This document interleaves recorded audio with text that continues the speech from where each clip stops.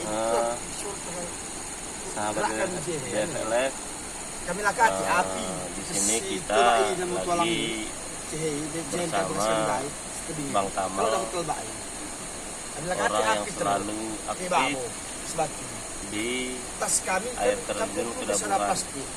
Ini dia orangnya.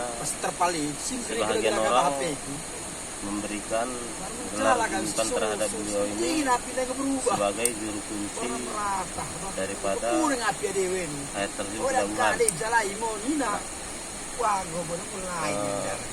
Beliau ini orang yang selalu menemukan ataupun lebih sering menemukan setiap korban kalau ada peristiwa yang terjadi ataupun korban-korban yang ditemukan di air terjun yang kita lihat tadi. Beliau ini kesehariannya tinggal di sini, bahkan sering bermalam di sini, tidur di sini sendirian.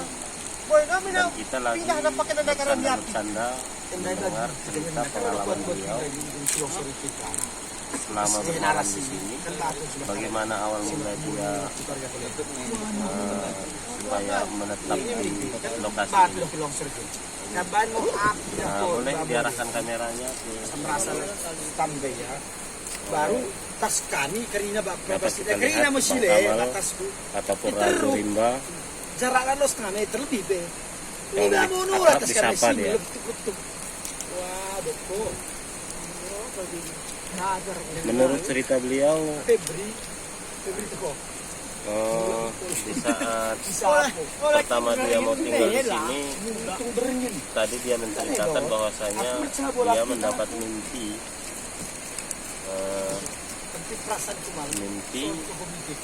dia manahkan untuk menjaga lokasi ini.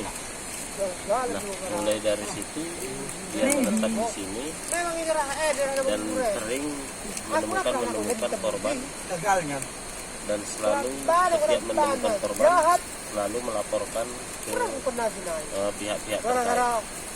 Demikian sahabat BFLF, terima kasih. Dia kan udah